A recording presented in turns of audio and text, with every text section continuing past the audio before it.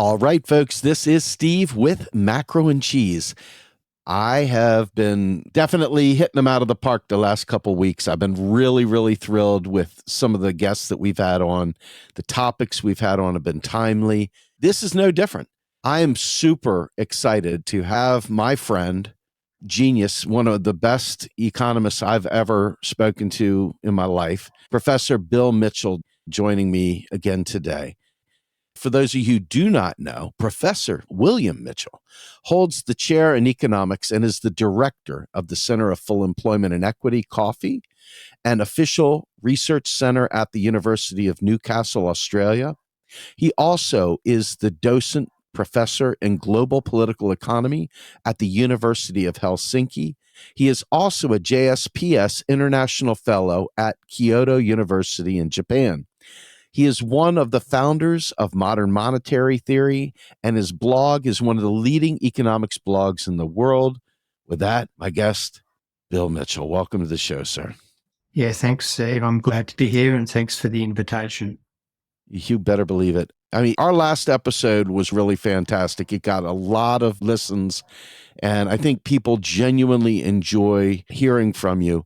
Today is going to be no different because I think that after 300, I don't know what it'll be by the time this is released, but as of this recording, we've got 304 podcasts of Macro and Cheese out the door. And you, sir, have done it multiple times, but you have the distinction of being podcast number one. And that is putting the T in MMT. And we talked about theory. We talked about understanding what a theory was. And it was one of our best episodes ever. Folks, most every one of our episodes, we try very hard to make them evergreen. And that one, go back, listen to episode number one of Macro and Cheese, and you will learn so much. But today, what we're hopefully going to be talking about in some detail is, we've grown here at Macro and Cheese. We've grown quite a bit, actually, and it's been nice as we've tried desperately to incorporate a class awareness, class consciousness into our discussion points.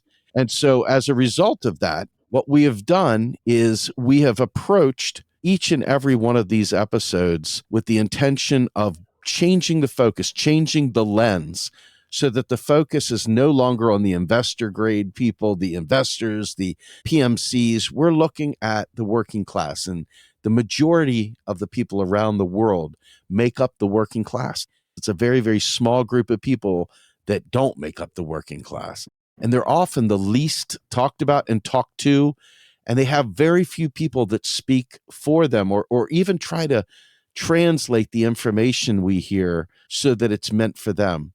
So what I've asked Bill to do today is to kind of take us through a trip on modern monetary theory with a focus on the working class and really get a feel for some of the things that, I know a lot of socialists have come to Bill and said, hey, that's not right. Or, hey, and Bill is one of the guys that really does get class. Last time we talked, he talked about straight up that his background came from Marx and Michael Koleski and so many other voices from the left. And Bill wrote many great books. One of them in particular is called Reclaiming the State, a very important book. If you haven't read it recently, he co-wrote it with Thomas Fazzi as well. Please go out and get that book. But for this conversation, it's going to be bringing it back to basics. So, Bill, I've been trying my best to come up with a different way of saying this stuff over and over and over the last decade. Sometimes I get it right. Sometimes I get it wrong. How would you describe modern monetary theory to someone from the working class in this era of Trump, in this era where the working class is repeatedly ignored? How would you define and describe modern monetary theory? The way I see the world is that there's these complex layers of power relations, and these are sort of political lobbying. They're essentially class layers, and what I mean by class, of course, and I'm not talking here about middle class or upper class or lower class. I'm talking about economic class in the way in which Karl Marx originally conceived the concept, the breakdown of society. Breaking it down into classes, not breaking it up, is that our starting point to understand how the system works, the power relations within the system, should be to understand that one sector in the economy, in our society, now society and economy aren't equivalent. One segment is owning what we call a material means of production, that is capital. Now, in the industrial era, that was productive capital, machinery and equipment and assembly lines, and even back earlier, spinning jennies in factories. And it's become more complex because we've now got this sort of whole overlay of finance capital, which is another sort of power line. So one section owns the material means of production. And in other words, they don't have to work personally to generate income. But what they have to do is hire the other broad economic class, the working class, to work with that capital. And the way in which the capital owning class makes a living through the industrial relations of our economy is to force the working class to work for more hours in a day and produce more things in a day than the workers strictly need to fulfill what we think of as their subsistence needs. In other words, subsistence doesn't mean bare existence. It means what we need to survive in this society: food, shelter, clothing, entertainment, whatever. And so by being able to coerce doesn't necessarily mean with a whip. It means using the power relations in the economy by coercing those workers and forcing them to work longer than they strictly need to cover their own subsistence. The capital owning class then can expropriate what we call the surplus value produced. And as long as they can realise that surplus value as profit by selling it into the goods market for a profit, in other words, price above cost, then they generate an income without having to work. And the big distinction is that the working class accept that coercion, albeit reluctantly, because they've got no choice. They have to work to survive, to get an income, because they don't own capital independently. Now, that's the raw bones of the power relationship. And it gets much more complex then when we add layers like the middle class, the professional managerial class. You know, I'm in the professional managerial class as a professor, but of course I'm still part of the working class because I don't have capital. But there's much more complicated dynamics then. But the essential point, the starting point that I have of understanding the power relations in the economy is that those two broad economic classes are in conflict with each other. And that the nature of the conflict can be summarised in the most simple way, that the owners of capital want the working class to work as long as possible and pay them as little as possible, because that way they can maximise the surplus value each day that they get out of each worker. Whereas the alternative ambition for the working class is that they want to work for as short a time possible with less intensity and get paid the most. So you juxtapose those two positions and you can easily see that there's a conflict. Now, once you start understanding that, starting from that point, then you can understand the dynamics of organisations, the control and supervision structures of management, the complex divide and conquer strategies that capital employ to ensure that the working class doesn't unite as a whole. And so some of the strategies are to exploit identity, gender, race, poverty. All of these types of things are used to create the impression that there isn't a homogenous working class. So that's the first element in the way I understand the world. Then we come to the monetary system, which is an aspect of the economic system. And this is where modern monetary theory comes in, because to understand what we call a fiat currency system, now that just means that the monetary system is introduced as a legislative fiat by the government, the currency issue government. And the distinction you make is that in former eras, we had examples of commodity monetary systems. which were like gold or silver coins, for example. And the currency had intrinsic value because of the value of the commodity, the metal, in that case.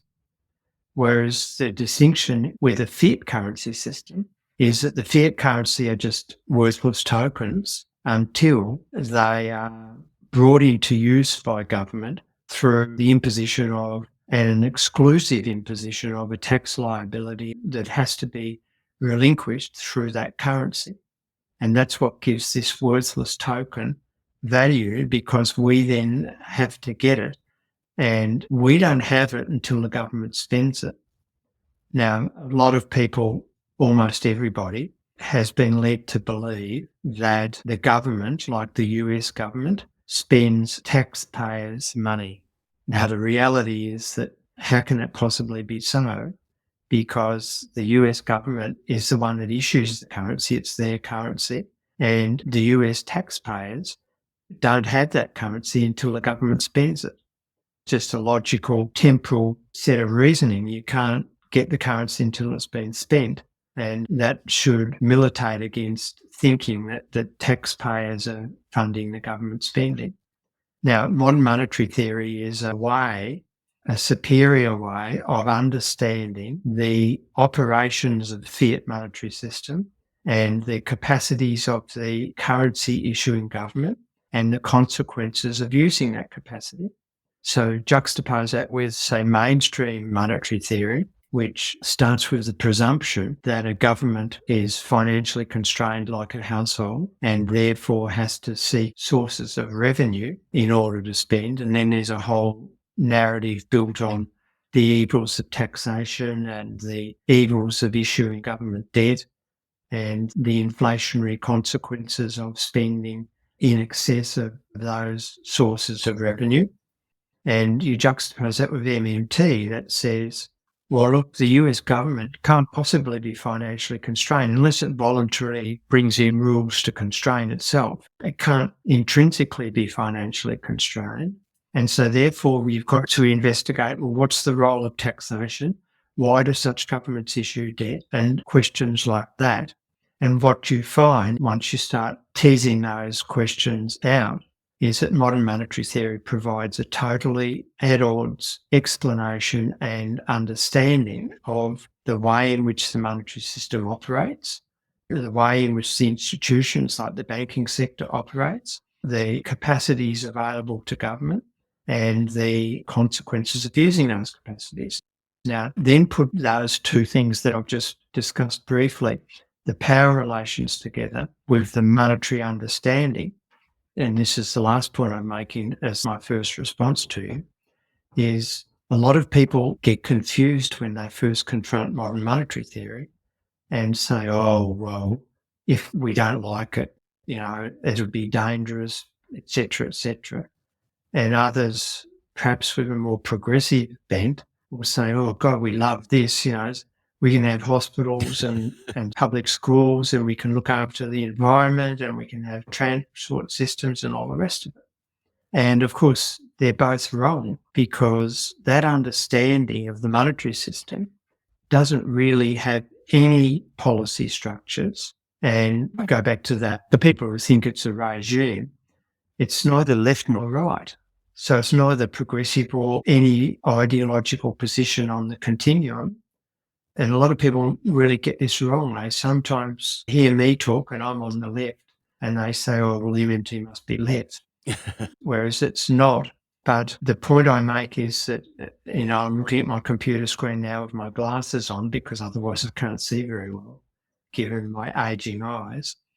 And MMT is a set of lenses to allow us to really investigate and drill into the monetary system and understand the sort of dynamics of those institutions and the way it works. That understanding gives us a much better feel for what would happen if governments did A or B, and cures us of the fictional blinders that mainstream theory, which really doesn't give us any understanding. Now, to activate that understanding into a policy space, you need to impose your set of values, your ideology.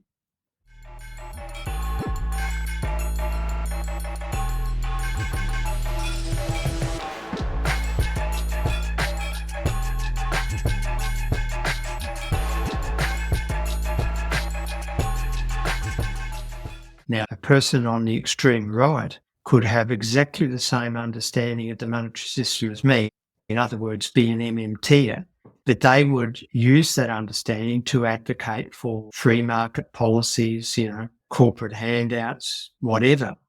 Whereas a person on the left would use that understanding to say, well, we can have better schools, better public transport, and those sort of things.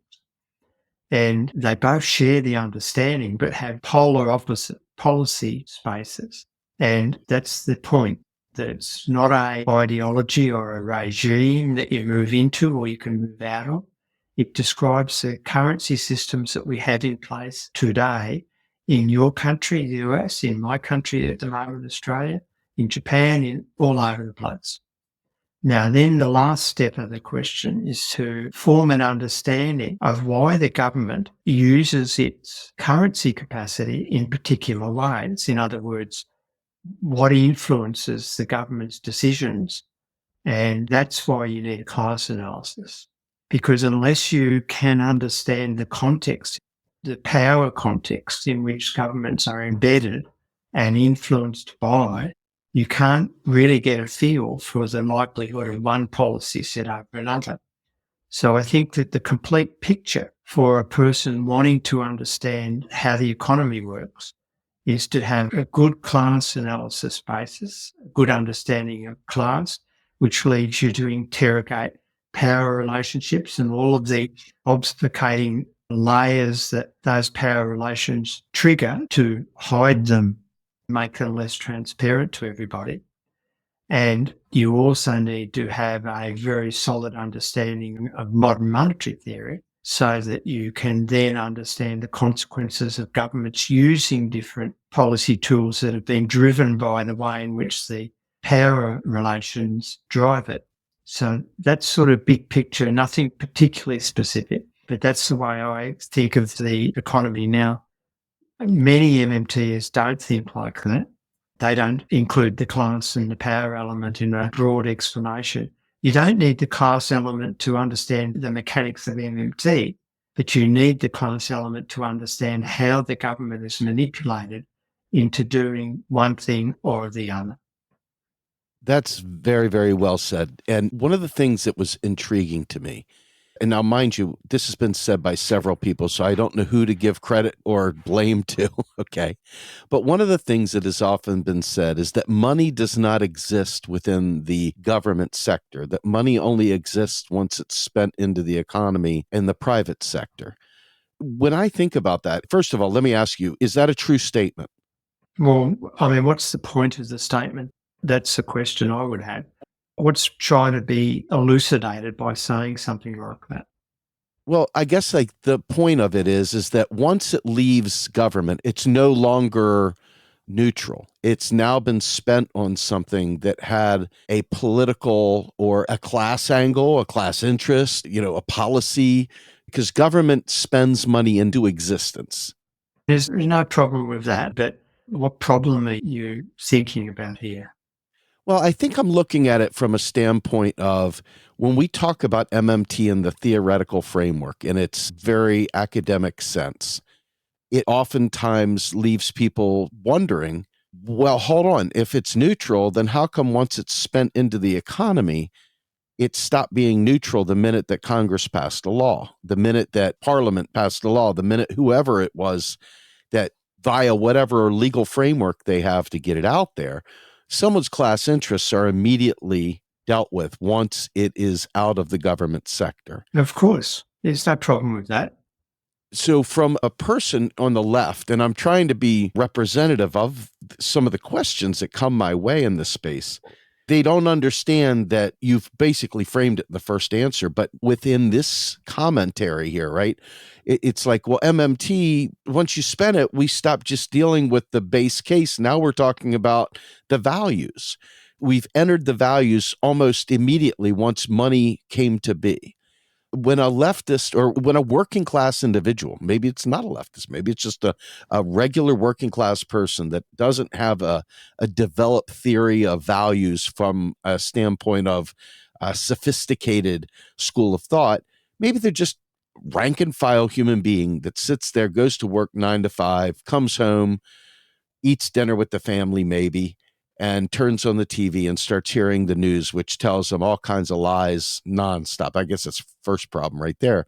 But when they hear this stuff from an MMT perspective, where does the class kick in? When should someone's ears perk up that understand the government as the currency issuer? When should they start really paying attention to the values? Yeah, fine. I sort of get where you're going. I mean, that anything the government does is ideological and political, obviously, because they're politicians and that's their business. So take two really quite extremely different examples. Yeah, well, it can be controversial here. Think about the current terrible state in Gaza and the US government's involvement in that. Now, I'm on the public record as saying that the key to that conflict is the US government, because it could force the Israelis into a negotiating position by stopping funding their slaughter. So that's quite clear. It's hard to get your head around how the billions of dollars that are flying into Gaza from rockets and weapons every hour of every day, the billions of US dollars that are just flying through the sky and destroying communities and killing people. Now, from an MMT perspective, the insight you get is that, okay, the US can obviously never run out of the US dollars to fund the military industrial complex to produce these weapons and generate profit through procurement contracts, can never run out of the US dollars. And there's no question about that. So the Gaza issue becomes from an MMT economist's perspective, isn't about how do you pay for all of that, isn't about the government will run out of money if it's doing that. The question then is, well, is that the best use of the currency issuing capacity of the US government?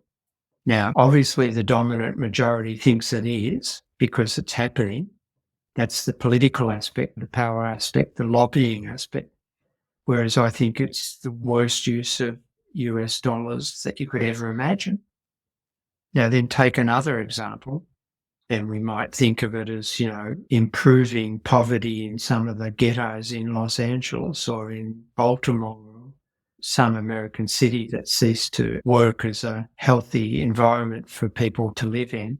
There's all sorts of things that social welfare and urban designers would advocate to improve housing. And you could ally this with environmental sustainability ambitions, improve the quality of housing so that they're more energy efficient and sustainable, provide better community facilities so that children don't grow up with a sense of hopelessness, provide guaranteed employment to kids who are falling out of the education and training system, and, all the things that would improve the health and welfare of those very disadvantaged communities.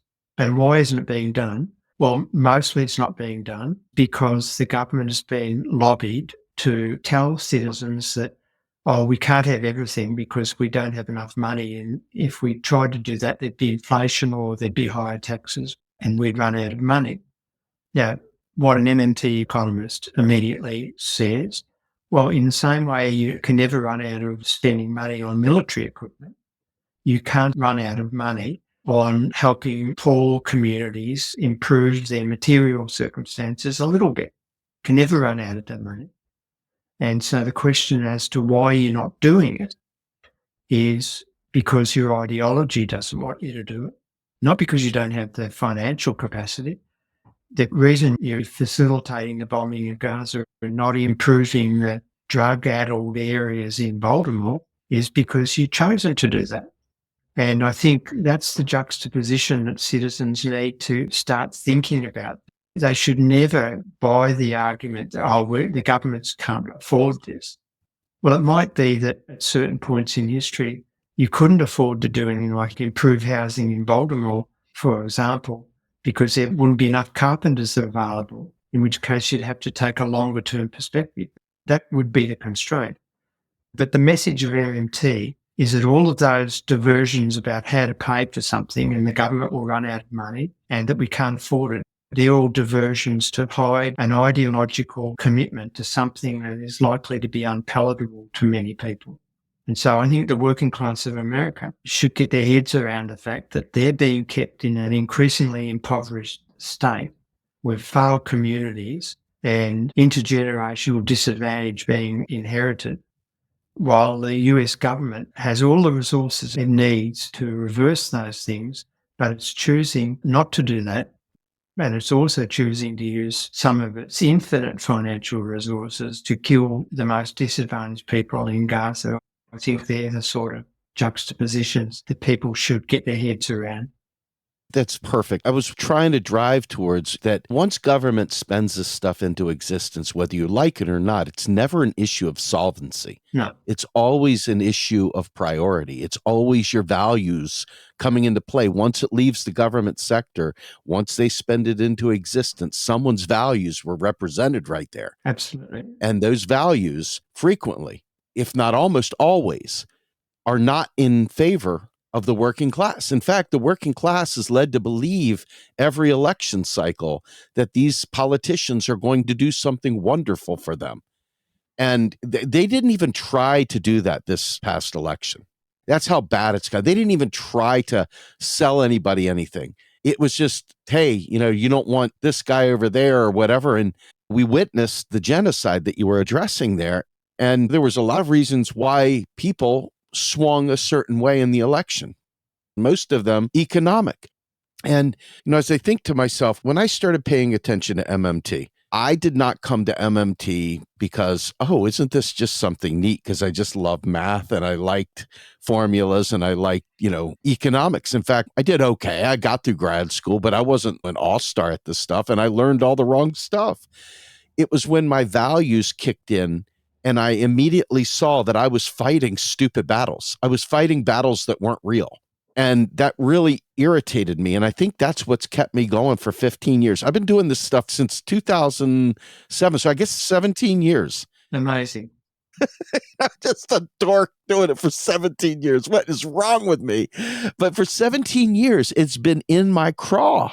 And for 17 years, my purpose was my values first. I led with my values. And I saw this as a tool. I saw this as a framework for taking the things I valued and bringing them to fruition and helping others see that they were possible. And I don't know what it is, but at some point, it just hit me like a ton of bricks. And I haven't been able to get off the horse since. But with what you're saying here, there's a lot of things that come up in the news that people hear. And like most people that are not well informed, they just run with whatever the narrative is. And I want to throw a few very important narratives out there right now that kind of play into the base of MMT and also from a class perspective. We talk about how they cry poor mouth when it comes to helping the poor, when it comes to making the environment better, when it comes to structural changes that would literally free the working class of the burden of the sack, as they say, to free them of the fears of being laid off. But that fear is an ideological desire to train the working class how to be.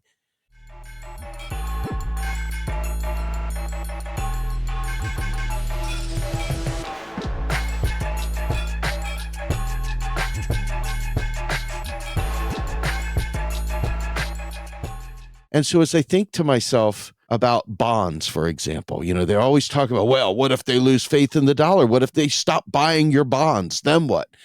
And I laugh and I think, well, Japan sure likes to buy their bonds. The US likes to buy their own bonds too. Almost every government around the world buys their own bonds up when they're not purchased by someone else. Help me understand the role of bonds in the MMT lens. Bonds, gilts, whatever you want to call them.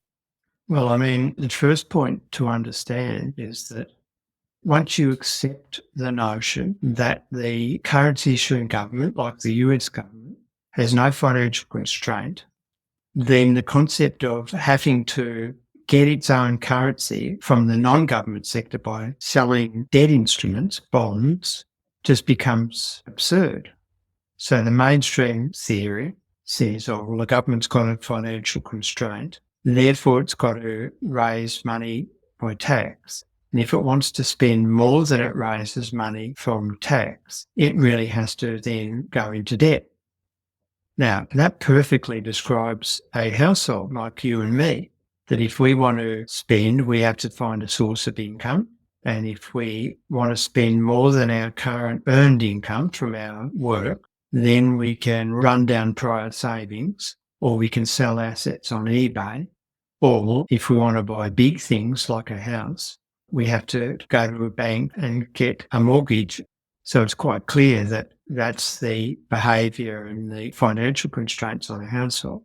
But then trying to suggest that those constraints carry over to the government that has its own currency and issues it is one of the greatest con jobs in history of the academy. It's just totally untrue and improbable to think about it. So then you think about, well, why does the government issue debt? Why is it borrowing money from the non-government sector if it doesn't need that money in order to spend? And the answer is varied. The essential point that I want to make is that it doesn't need that currency in order to spend. That's the first point to really get clear. Warren Mosler and myself started all this. We have advocated that the government just should stop issuing debt altogether. There's no value function in it. But when you think about, well, what happens when it issues debt? Well, it's providing a risk-free asset to the non-government sector to park some of their saving, some of their wealth they've built up in a risk-free asset. Whereas all financial assets that are issued by non-government bodies like banks, corporations, whatever, they're all risky. But the debt that's issued by the US government, for example, or any currency issuing government has no risk, no financial or credit risk. There's no reasonable prospect to assume that such a government would ever default on its liabilities. Why? Because it can always fund its liabilities because it's got its own currency. So then the question is, what are the consequences of it issuing debt? And we're back into the value territory. And the question is, well, whose ambitions does it serve for the government to be issuing debt? Well, the answer is quite clear, that it serves the corporate interests. I call it corporate welfare. And the reason I say that is because it provides the speculators in the financial markets who add no substantive value to the well-being of our communities. They're the most unproductive sector in the economy. It provides them with a risk-free benchmark upon which they can price their other more risky financial assets. So as a benchmark, and it also gives them a safe haven when the speculative environment becomes very uncertain. And so when you have financial turmoil and it's not clear that there's companies going broke and their corporate bills are defaulting, for example, the existence of government bonds provides a safe haven for corporate speculators to shift their funds into a risk-free asset, which might have a lower return, but is risk-free, it's safe, away from higher, riskier assets that are very uncertain. And the speculators form the view that they may well lose their funds. So it's just corporate welfare and totally unnecessary. Governments around the world should just stop issuing debt. So when you think about the money that's paid on the interest, most working class people are saying, hey, that's my hard-earned tax dollars going to give those people that money, that I have to pay off that debt.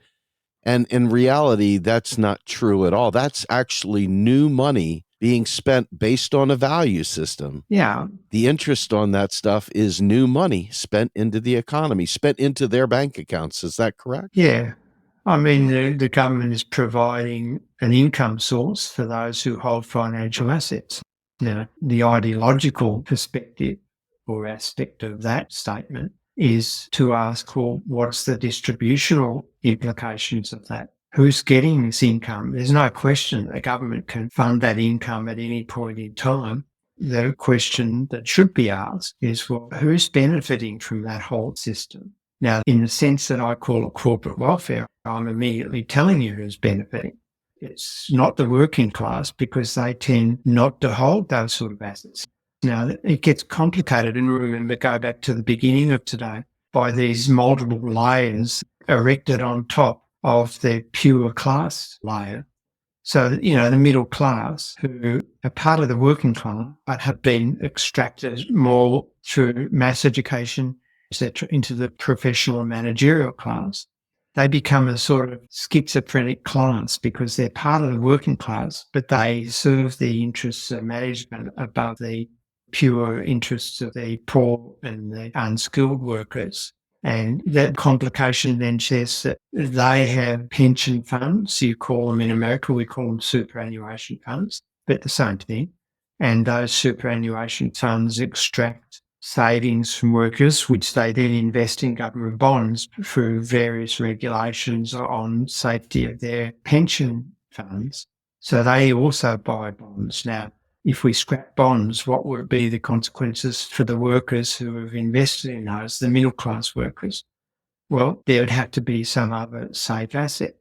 Now, my response to that as a member of the working class is that the government should and always can set up national pension funds. We don't have to have private for-profit speculative pension funds. We can have government-provided pension funds which benefit everybody and which could never go broke. You don't then, in other words, have to have a debt-issuing machinery to provide that sort of safe asset for workers' savings. And there you go. I mean, we have in the US Social Security, and many people end up living on Social Security, and they have been convinced that because government can go broke, because the trust fund can go broke, etc., that they should privatize this. And now with this new regime coming through, Trump and his friends Musk and Ramaswamy, they're looking to take a scalpel out and cut everything off. I mean, and forget a scalpel. They're looking for a chainsaw. They're ready to take huge agencies and just throw them into the dustbin. And maybe that's good in some cases, but it's not in the interest of the working class in particular. But because the working class has been so duped into believing that government is broke and it's their tax dollars being wasted on these stupid agencies, not realizing once again, it's an ideological thing. The government has chosen to fund those things up to this point. And that is new money. That's not tax money. That is new money being spent by the government on those things, which provides many, many families, children, you name it, lots of benefits, lots of good quality of life, etc. But because they have been convinced that Social Security can go broke, they want to privatize it because they're convinced that these agencies are sucking away taxpayer dollars and your hard-earned tax dollars getting wasted on government largesse. They have been convinced of this, so they're out there ignorantly bleeding and begging for this. And as a working class individual, I'm horrified that this is what we're up against to get our own people to have the values that they think they have, but really the right values because they understand how the system works. When you say that government could provide debt-free pensions where they don't have to sit there and worry about bondholders and this, and they could just simply fund whatever age they want to pick. They could say from cradle to grave, or they could say from 50 to 100, whatever. But that, again, is a value. That's not a financial constraint. That's not an issue that the currency issuing government could not achieve. So they're diminished by this lie that is perpetuated by both Democrats and Republicans in the United States, Tories and Labour in the UK, and I'm sure all the Greens and everyone else in Australia. I don't think any of them get it right, do they? Well, look, in Australia, for example, we have a broad age pension system that's just totally funded by government. Now, if you're in the higher income groups and you are members of private pension funds or superannuation funds, well, then it may be that you generate too much income potential to receive the government pension. And that's certainly the case. There's no question that the Australian government, as the currency issuer, can always provide an age pension at a reasonable rate. It's not too bad, actually, in material terms. There's no question about it. So our system is somewhat different to the US system. But yeah, I mean, the US Social Security Trust Fund issue has been around for years, and there's been a whole conga line of economists predicting it'll go broke. And, every few years you'll get them coming out And as new graduates get their PhDs, they get the media voice and they predict it will go broke too. It can never go broke unless the government allows it to. It certainly could go broke if it becomes privatised. We've seen the folly of privatised enterprises since the mid-80s. They sometimes go broke and then need big bailouts from government again. But the US social security system can never go broke. And the only question that people should ask of that is not their dollars aren't funding it. It's the US government's dollars that are funding the government's contribution. That can never run out of money. The only question is it generous enough? Is it providing necessary material support for people who are either too old to work, too infirm to work, or otherwise disabled? And that's the only questions people should ask. Is it serving that purpose? The purpose of the trust fund is that.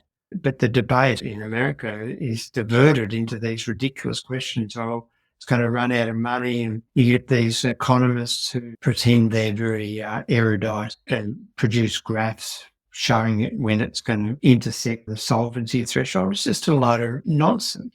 I never see any of these economists saying, well, when's the government going to run out of money to fund Israeli defence forces? I never see them say that. Yet the scale of the investment in that venture, that disgusting venture, is massive compared to the sort of scraps they hand out to disadvantaged communities.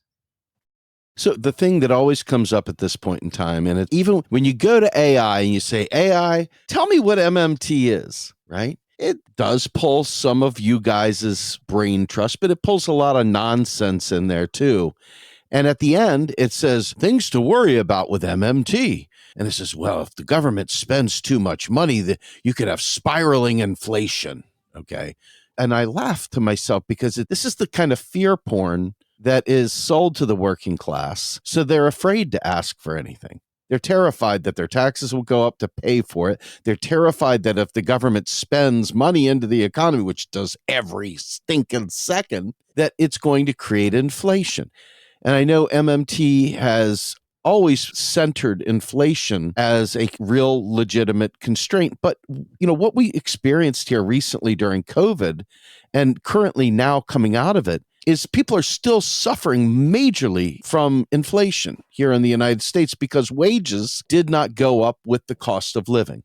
And as a result of that, one man's spending is another man's income. The working class is getting gouged again. And we're finding through various people's work that it is not just some fact of the government choosing to pay higher prices. There were signals sent to industry that the government's spending money, and they responded by hiking up prices. And there were some businesses that were seen to have gouged up to 1,000% profit over that period of time. And so they, rather than asking their government to do price controls or have anti-gouging laws or go after the smoky rooms where those people are incentivized to maximize shareholder value, instead to maximize the well-being of the working class or well-being of the entire country or anything. So they never think about that. So Bill, from an MMT perspective, can you define what inflation is and isn't and how it comes to be? Well, look, that's a difficult question, but the most basic understanding is that all spending in the economy carries an inflation risk, whether it be household consumption spending, whether it be business investment on machinery and equipment or infrastructure, whether it be export sales, which is foreign spending coming into your economy, or government spending. There's nothing exclusive about government spending in this context. But what that risk is, it applies to all spending components, is that if the nominal spending, that's the dollar value of the spending, grows in excess of the capacity of the supply side of the economy, that's the productive side, to respond by producing goods and services in response to that spending, then you'll start getting inflationary pressures, which we attribute to being excessive demand, excessive spending. Now, the problem is that that's a relatively simplistic view of the inflationary process. Because once you start thinking in class terms, then you start to understand that inflation can also emerge out of the intrinsic class conflict between labour and capital. And, the classic example is the 1970s, when, as a consequence of the Saudi response to the Yom Kippur War, which was, again, the Israelis sort of trying to illegally take land off the Palestinians and were being supported financially and militarily by the US government, the oil producers decided to punish the US by increasing the price of oil. Dramatic. Doubled overnight almost, October 1973. And if you then think about, well, what does that mean? Well, it means that all oil-dependent countries were immediately faced with a massive increase in imported raw material costs. Raw material they were dependent upon oil to run their economies. And the question then for the economy is, well, in terms of how much you're producing any particular time, is that in real terms now, you've got less income to distribute domestically because an increasing proportion of the income you're producing has to go to the rest of the world to fund the higher price for the imported raw material, in this case oil. And so once you start asking the question, well, how is that real income loss going to be redistributed? Who's going to take the real income loss?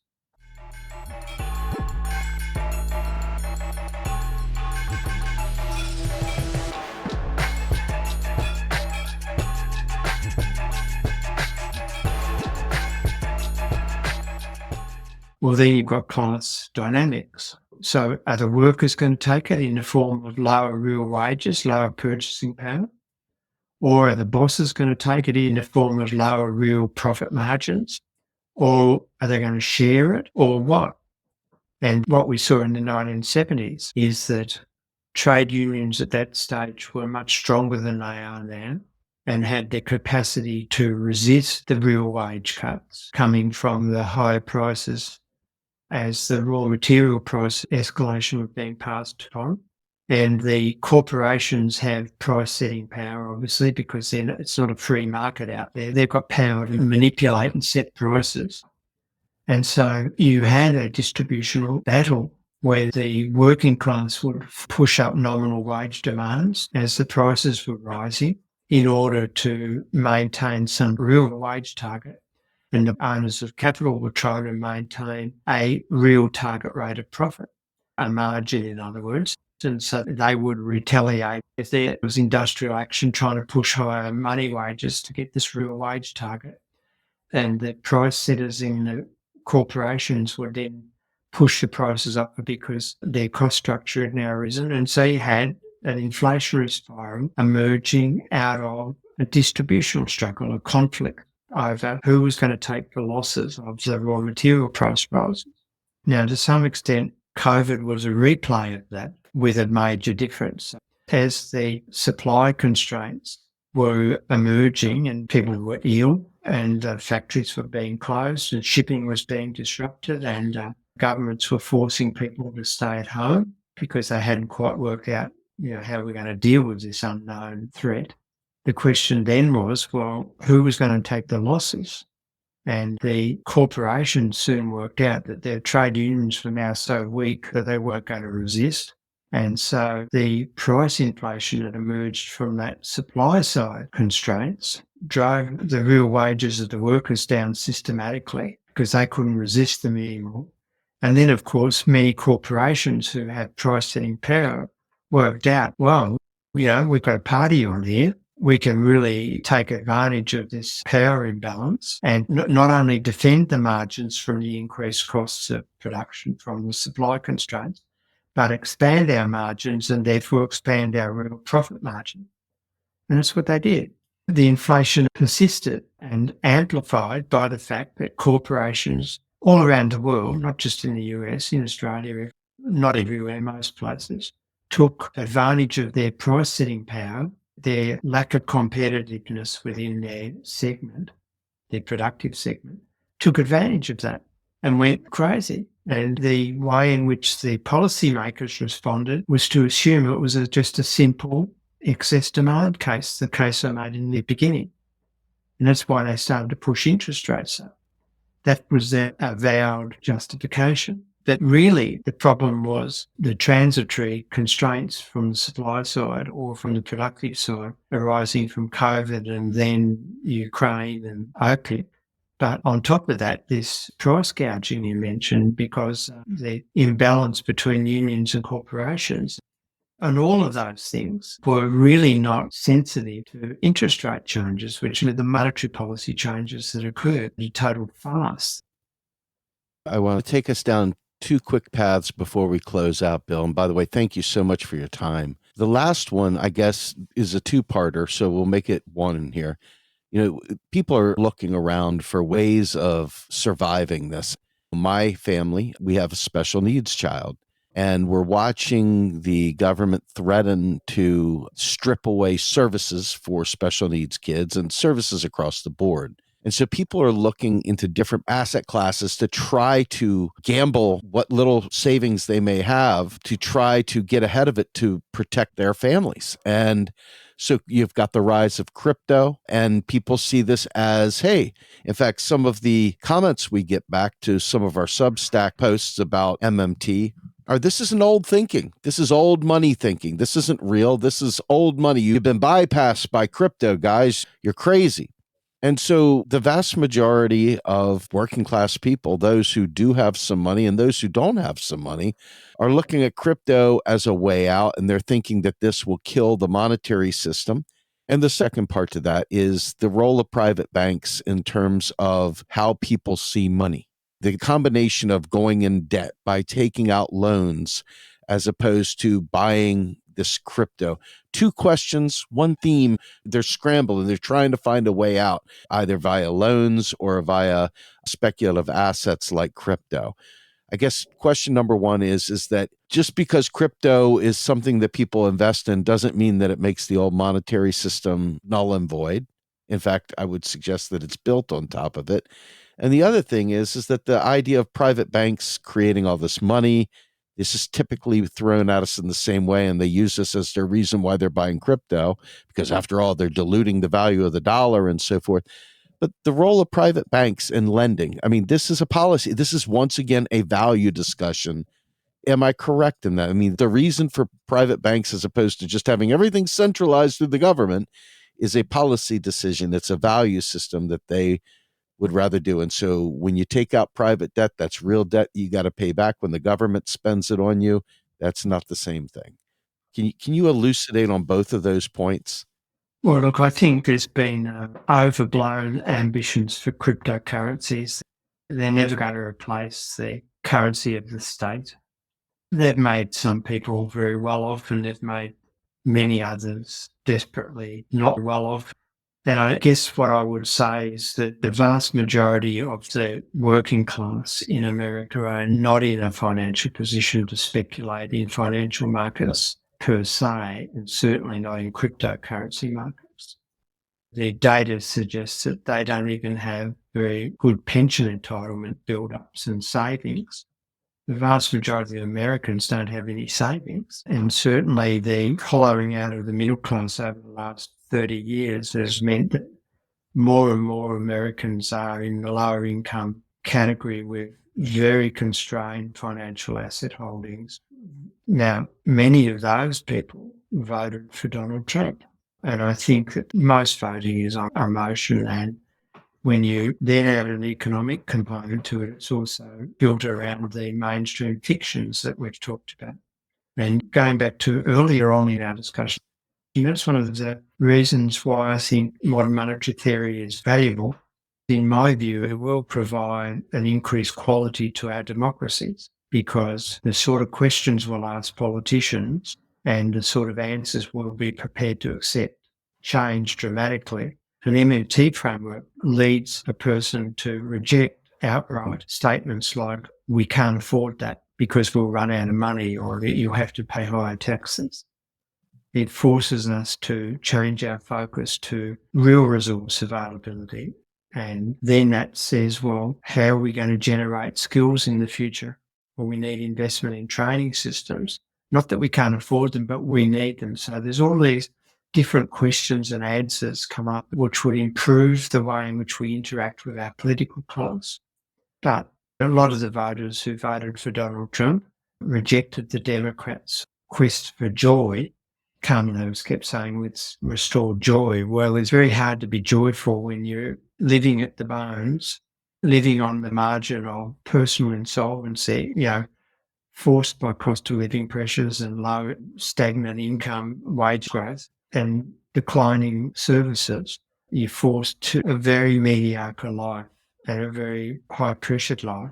So they bought the Trump message. So I'm not sure they're the ones you're referring to that are scrambling to look after their future in the face of what Elon Musk and his mates might do to the bureaucracy. My feeling is that they still live in hope that Donald Trump will restore the industrial heartlands in the Lakes District, etc., and will get rid of illegal entrants to the country who are bleeding the welfare system or whatever, all of those narratives. Right. But I think what is very scary, and this is taking an MMT perspective, is yes, you might argue and hold the view that the spending on the Department of Environment and the spending on the Department of Education, all those salaries, are just a total waste of money. But in saying that, you will say that you prefer that spending to be elsewhere. Because if you then say, we can do without all of that government spending, then you've got a problem with what's going to replace it. Because if you don't replace it, then the level of economic activity and employment levels will fall and unemployment will rise and property will rise. So even if you don't like what the government's spending its money on currently, it is spending that money into the economy and that's producing jobs. Now, you mightn't want those jobs to be where they are, but I see nothing in what Musk and those characters are sort of intimating to suggest that they've got the slightest macroeconomic understanding. Spending equals income.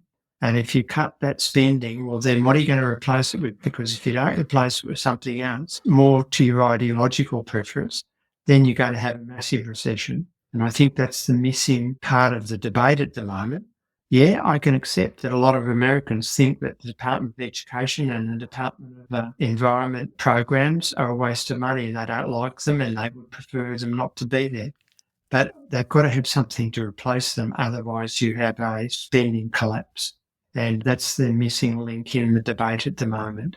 That's what I think is scary, that those guys don't really have a clue about macroeconomics. And they're going to feel very warm and fuzzy as they carve up the public sector and get rid of workers in the Bureau of Labour Statistics and Department of Employment and all of those other things that they hate. But I don't see that they've got a plan to replace it other than to continue to feed their mates in the military-industrial complex. That's my observation. Well, I think that this kind of ties into the second part of that question about private banks, because when there is, if you look at the sectoral balances, and I don't want to dive too far down that runway, but the reality is that money's got to come from somewhere. And I guess they're looking over there at disposable income and they're saying, hey, good way to get rid of all that excess cash in people's pockets is to make them go into private debt. And the private banks are there to accommodate that. That is one way. You got federal spending, you've got imports or exports, I should say, as another means of bringing cash into the equation. And then you got private banks, people taking out loans to fill the void that neoliberalism or this slash and burn approach puts them into. One of the successes of the neoliberal era, which really became apparent as we entered the global financial crisis, was that the first strategy was to suppress the ability of workers to enjoy wages growth in line with productivity growth. Now, during the 1960s and 70s, in almost every country, the real wage, the purchasing power of the worker's wage, grew in proportion with productivity growth, productivity being the growth in output per unit of input. In other words, we were able to get much more output for a given level of input than we could 20 years prior. Now, the reason why real wages have to grow in proportion to productivity growth, which they really haven't since the 1980s, is because of a realisation issue that if you're producing more and more stuff, then how are you going to consume it and sell it? and make profit from it. So the first part of the story was to suppress real wages growth and redistribute more cash to profits. That was the first part.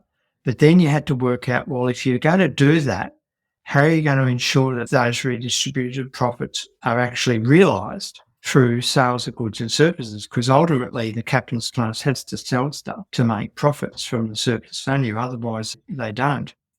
And the characteristic innovation of the neoliberal period was to solve that problem by deregulating financial markets and abandoning financial oversight of the financial sector and letting the greed run wild. And so they worked out that, well, we don't have to pay the workers to consume. We can enslave them in debt and make money off them two ways. One, by suppressing their wages growth, and then making money off the interest rates on debt we push onto them.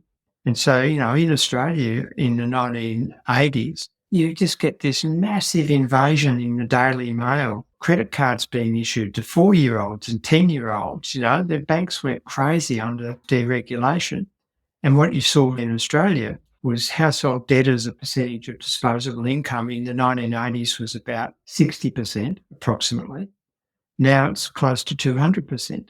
And that was perfect because, the capitalists could suppress your wages growth, but then still sell all the stuff through credit. Now, the only problem with that strategy, which the GFC exposed, is that it's finite because while the government can have as much debt as it ever wants, it issues the currency. The non-government sector can't. And the non-government sector will eventually get to a point where it's too precarious to keep borrowing, and so then they'll stop spending. At that point, you have financial recession, bankruptcies, and all sorts of chaos. So, for a short time, you can fund growth through private debt increases, but that's finite and is unsustainable and leads like the GFC to crisis. I think that's what we saw in the Bill Clinton era as he slashed and burned the government. Absolutely. They had the Goldilocks economy because everybody was deep in debt and they were all loving it until the bubble burst. Absolutely. All around the world it happened. Absolutely.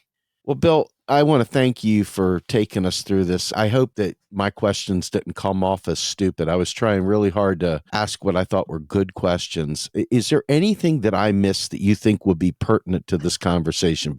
We could go on all day talking about this stuff, but in the interest of brevity, I think we'll call it quits. I think that the sort of issues you articulate are the issues that people are talking about, and I hope I provided some perspective on them for you. Thanks very much. Absolutely.